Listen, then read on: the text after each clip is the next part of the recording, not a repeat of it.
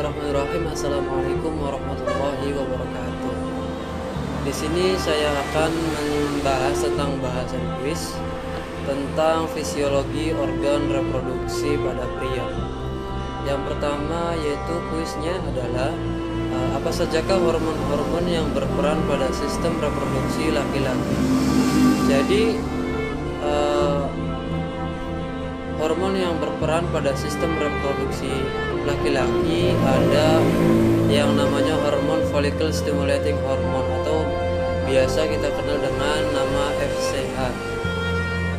Nah, hormon reproduksi FSH ini diproduksi di kelenjar pituitary, yaitu kelenjar di mana otak yang berukuran sebesar kacang polong. Nah, hormon ini memiliki peranan penting terhadap perkembangan seksual seseorang.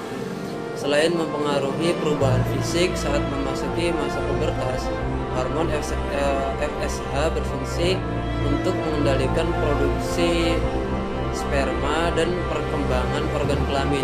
Nah, setiap hari produksi sperma yang dihasilkan bisa mencapai 300 juta. Dengan masa pembentukan tiap sperma sekitar 65 sampai 75 hari.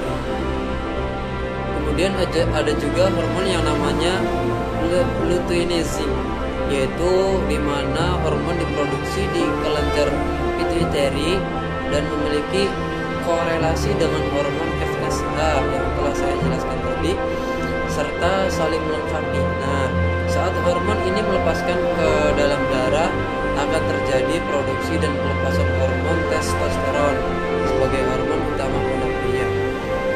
Kemudian kuis yang kedua yaitu bagaimana proses spermatogenesis itu terjadi. Jadi proses spermatogenesis itu tahapan pembentukan sel sperma di dalam organ reproduksi pria, yaitu tepatnya di testis atau bisa tepatnya di tubulus seminiferus. Nah, sel sperma terus diproduksi oleh testis, tetapi tidak semua area tubulus seminiferus menghasilkan sel sperma secara bersamaan. Nah, satu sel germinal yang belum matang membutuhkan waktu sekitar 74 hari lamanya untuk mencapai pematangan akhir. Nah, tubulus seminiferus sendiri terdiri dari sejumlah besar sel germinal yang disebut dengan nama spermatogonia. Sel yang belum matang kemudian berkembang menjadi sel sperma dewasa yang biasa dikenal sebagai sel sperma primer.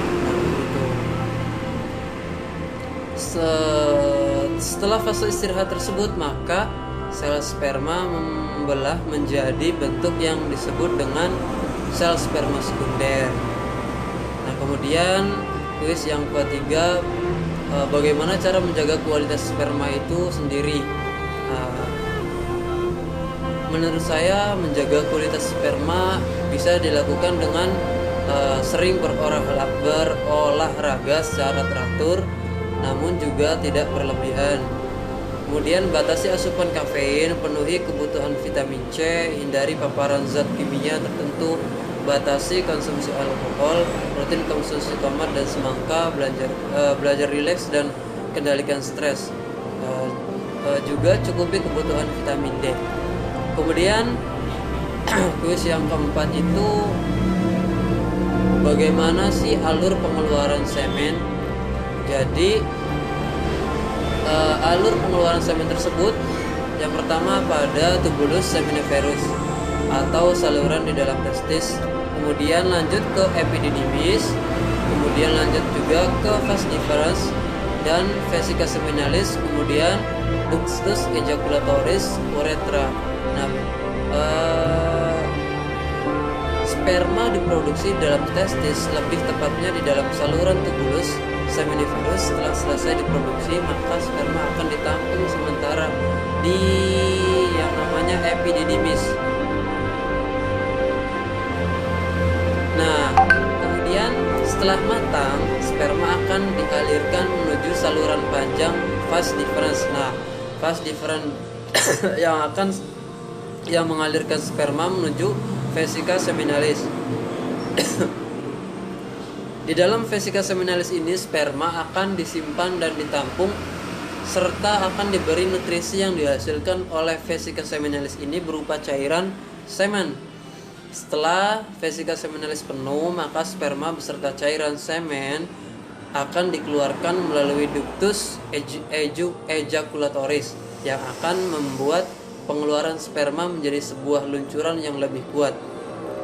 Nah, kemudian kuis yang keempat itu, apa sajakah gangguan pada sistem reproduksi pria?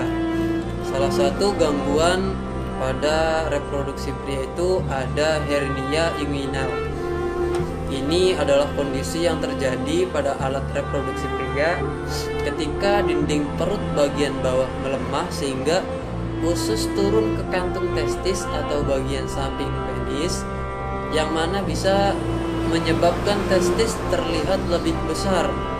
Juga terdapat benjolan. Nah, benjolan tersebut muncul ketika beraktivitas seperti mengangkat sesuatu benda yang melebihi kemampuan angkat beban kita sendiri.